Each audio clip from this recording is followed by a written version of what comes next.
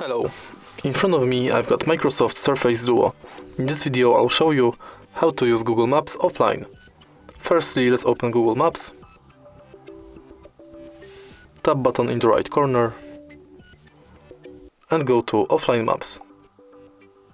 Now select your own map and adjust the area you want to download. For example here.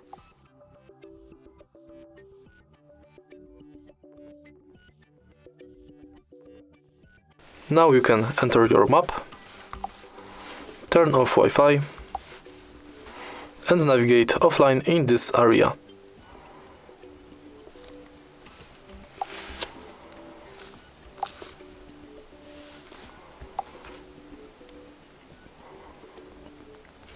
If you find this video helpful, please leave like, comment and subscribe.